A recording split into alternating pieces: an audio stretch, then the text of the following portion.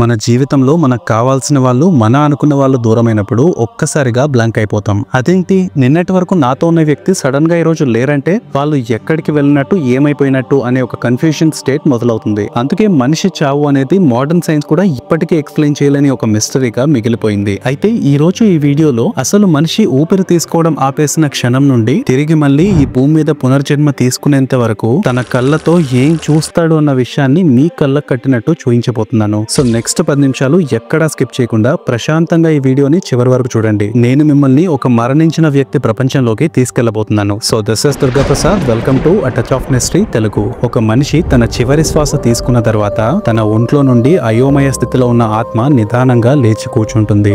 ఎదురుగా తనకు కావాల్సిన వాళ్ళు ఎవరినో చూసి ఏడుస్తుండడం, గుంపులుగా పరిగెత్తుకుంటూ వెళ్లడం గమనించి ఆశ్చర్యపోతుంది. అసలు వీళ్ళందరూ ఎవరి గురించి ఇంతలా ఏడుస్తున్నారు అని వెనక్కి తిరిగి చూస్తే తన కళ్ళ ముందు ప్రాణం లేకుండా పడున్న తన శరీరాన్ని మొట్టమొదటిసారిగా చూస్తుంది. అప్పుడు ఆత్మ, నా శరీరం నాకే కనిపిస్తుందేంటి, నేనేదో పీడకల కంటున్నట్టున్నా, నిద్ర లేస్తే సరిపోతుందిలే అని అనుకుని మళ్ళీ ఆ శరీరంలోకి వెళ్ళడానికి నానా ప్రయత్నాలు చేస్తుంది. ఒక్కసారి ఇమాజిన్ చేసుకోండి, మీరు ఒక పీడకల కంటున్నారు. ఆ పీడకలలో మీరు 50 అంతస్తుల బిల్డింగ్ నుండి కింద పడుతున్నారు. మీరు కళ్ళు తెరిస్తే ఆ కళ అక్కడితో ఆగిపోతుంది. కానీ మీరు కళ్ళు తెరవలేకపోతున్నారు, ఆ కళను ఆపలేకపోతున్నారు. ఆ టైంలో మీరెలా అయితే భయపడతారో ప్రాణం పోయిన మొదటి కొన్ని నిమిషాలు ఎగ్జాక్ట్ గా ఆత్మ కూడా ఇలాంటి భయాన్ని ఎక్స్పీరియన్స్ చేస్తుంది. అలా కొద్దిసేపు ప్రయత్నించిన తర్వాత ఇక తన ప్రాణం పోయింది అని రియలైజ్ అయ్యి ఇక అప్పటి నుండి తన శరీరం దగ్గరే కూర్చొని వచ్చిపోయే వాళ్ళని చూస్తూ భరించలేనంత బాధను ఎక్స్పీరియన్స్ చేస్తుంది. ఆ తర్వాత తన ఇంట్లో తనకిష్టమైన ప్లేస్ కి వెళ్లి అక్కడ కూర్చొని తన జ్ఞాపకాలను గుర్తు చేసుకుంటుంది. ఆ తర్వాత తనకిష్టమైన వ్యక్తుల దగ్గరకు వెళ్లి వాళ్ళను చాలా దగ్గరగా ప్రేమగా చూస్తూ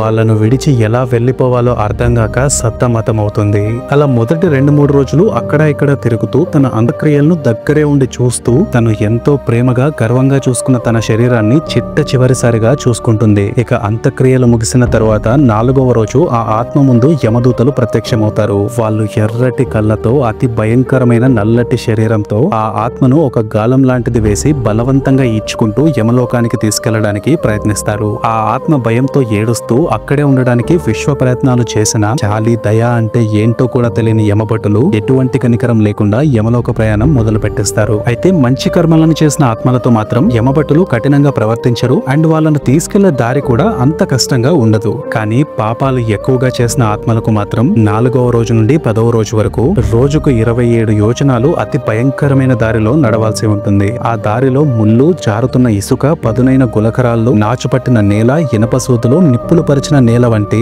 ఎన్నో ప్రదేశాలను దాటుకుని రావాల్సి ఉంటుంది. అలా 10వ రోజు పూర్తయ్యేసరికి 189 యోజనాల దూరాన్ని పూర్తి చేసుకుంటుంది. అయితే 4వ రోజు నుండి 10వ రోజు వరకు కూడా ఈ ఆత్మకు ఆకలి, దాహం అనే రిక్వైర్మెంట్స్ ఉంటాయి. అందుకే గరుడ పురాణంలో వీలైతే ప్రతిరోజు లేదా అట్లీస్ట్ 2 రోజులకు ఒక్కసారి చనిపోయిన వ్యక్తి సమాధి దగ్గర కానీ, అది కుదరకపోతే వాళ్ళు చనిపోయిన ఇంట్లో కానీ ఖచ్చితంగా పిండం పెట్టాలి అని రాసి ఉంటుంది. అలా పెట్టకపోతే ఆ 10 రోజుల భయంకరమైన ప్రయాణం చేయడానికి అవసరమయ్యే శక్తి లేక చిత్రహింసలు అనుభవిస్తూనే ప్రయాణం కొనసాగిస్తుంది. ఇక 11వ రోజు ఆత్మ అతి భయంకరమైన వైతరణి నదిని చేరుకుంటుంది. అక్కడ ఆత్మకు ప్రేత శరీరం దక్కాలంటే ఇక్కడ మనం 11వ రోజు ఖచ్చితంగా పిండ ప్రదానం చేయాలి. ఒకవేళ పిండ ప్రదానం చేయకపోతే యమలోకానికి వెళ్ళలేక భూమి మీద ఇరుక్కుపోయి ప్రేతాత్మగా మారి తన ఇంటి చుట్టూ తనను దహనం చేసిన స్థలం చుట్టూ తిరుగుతూ తనకు ఎవరో ఒకరు పిండం పెట్టకపోతారా అని ఎదురు చూస్తూ చిత్రహింసలు అనుభవిస్తుంది. అయితే 11వ రోజు పిండ ప్రదానం జరిగిన ఆత్మలు మాత్రం ప్రేత శరీరంలోకి మారి వైతరణి నదిని దాటడం మొదలు పెడతాయి. చీము, నెత్తురుతో,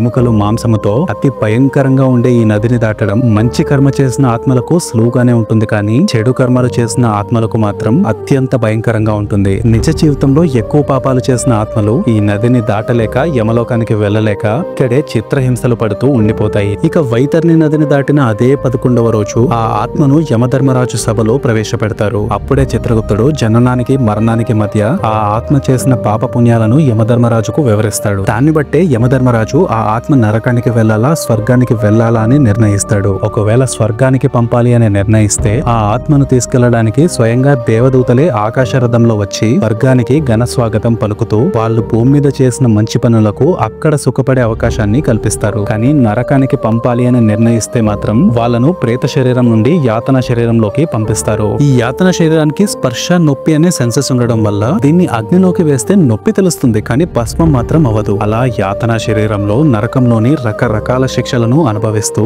ఎప్పుడెప్పుడు తన శిక్షాకాలం సమయం పూర్తవుతుందా అని నొప్పితో బాధతో నెలల పాటు సంవత్సరాల పాటు ఎదురు చూస్తూ ఉంటుంది. ఎలాంటి తప్పులకు ఎలాంటి శిక్షలు వేస్తారని గరుడ పురాణంలో రాసుందో నేను మీకు ఈ స్క్రీన్ మీద చూపిస్తున్నాను. మీకు కావాలంటే ఒకసారి పాస్ చేసి చూసుకోండి. అయితే ఏ ఆత్మలైతే భూమి మీద పాపపుణ్యాలను సరి సమానంగా చేసుండి చనిపోయిన తర్వాత వాళ్ళ కుటుంబ సభ్యులు శ్రాద్ధ కర్మలను పిండ ప్రదానాలను సరైన విధానంగా చేసుంటారో ఆ ఆత్మలకు మాత్రం పితృలోకాల అనుమతి లభిస్తుంది. పితృలోకంలో స్వర్గం లాంటి భోగాలుండవు, నరకం లాంటి బాధలు ఉండవు. కానీ ప్రశాంతంగా ఒకే చోట ఉంటూ ఆత్మ పునర్జన్మ కోసం వెయిట్ చేస్తూ ఉండిపోతుంది. అయితే పితృలోకంలో ఉన్నన్ని నాళ్ళు భూమి మీద ఉన్న కుటుంబ సభ్యులు ప్రతి నెల వాళ్ళు చనిపోయిన డేట్ లో పెట్టే పిండ ప్రదానాలు తర్పణాలే ఈ ఆత్మకు ఆహారం అవుతాయి. ఒకవేళ వాళ్ళది చేయకపోతే పితృలోకంలో కూడా ఆత్మకు శాంతి ఉండదు. సో ఇలా ఆత్మ తను చేసుకున్న పాపపుణ్యాలను బట్టి తన కుటుంబీకులు చేసే శ్రాద్ధ కర్మలను బట్టి స్వర్గ నరక పితృలోకాల్లో సమయాన్ని గడిపి సమయం ముగిసిన తర్వాత మళ్లీ భూమి మీద పునర్జన్మ పొందడానికి సిద్ధమవుతుంది. అయితే వీళ్ళు ఎన్ని రోజులు స్వర్గ నరక పితృలోకాల్లో ఉంటారు అన్నది కంప్లీట్ గా వాళ్ళ పాపపుణ్యాల మీదే డిపెండ్ అయి ఉంటుంది. అది కొన్ని నెలలు అవ్వచ్చు, కొన్ని సంవత్సరాలైనా అవ్వచ్చు. కానీ వాళ్ళ సమయం పూర్తి చేసుకున్న తర్వాత పునర్జన్మ పొందాలంటే మాత్రం ఖచ్చితంగా కుటుంబీకులు వాళ్ళు చనిపోయిన 360 రోజుల తర్వాత సంవత్సరికం చేయించుండాలి. అలా సంవత్సరికం జరిగిన ఆత్మలు మాత్రమే పునర్జన్మ పొందడానికి అర్హులవుతాయి. అయితే సమయం పూర్తయిన సంవత్సరికం జరగని ఆత్మలు మాత్రం ప్రేతాత్మలుగా మారి ఆకలి బాధలతో వాళ్ళు చనిపోయిన ఇంట్లోనూ వాళ్ళను దహనం చేసిన ప్రదేశాలను తిరుగుతూ ఉండిపోతాయి. చివరిగా నేను చెప్పొచ్చేది ఒకటే, ఒక మనిషి చనిపోయిన తర్వాత అంతా అయిపోయిందిలే అని చేతులు దులిపేసుకుని ఇవన్నీ పాటించడానికి నాకు టైం లేదు, నేను బిజీగా ఉన్నాను అనే మాటల్ని పక్కన పెట్టి బ్రతికున్నన్ని రోజులు కేవలం మన కోసం కష్టపడిన వాళ్ళ కోసం పిండ ప్రదానాలు, శ్రాద్ధ కర్మలు లాంటి పద్ధతులను ఖచ్చితంగా పాటించండి. So that's it for the video guys. ఈ వీడియో చూస్తున్నంతసేపు మీకు నా ఎఫర్ట్ కనిపించుంటే లైక్ చేయడం మర్చిపోకండి. అండ్ ఇక నుండి మన ఛానల్లో ప్రతి సాటర్డే 6 PM కి ఒక కొత్త వీడియో అప్లోడ్ అవుతుంది. అప్లోడ్ అయిన వెంటనే నోటిఫికేషన్ రావడానికి మన ఛానల్ ని సబ్స్క్రైబ్ చేసుకుని బెల్ ఐకాన్ ని ఆన్ లో ఉంచుకోండి. So this is Durga Prasad signing off. By.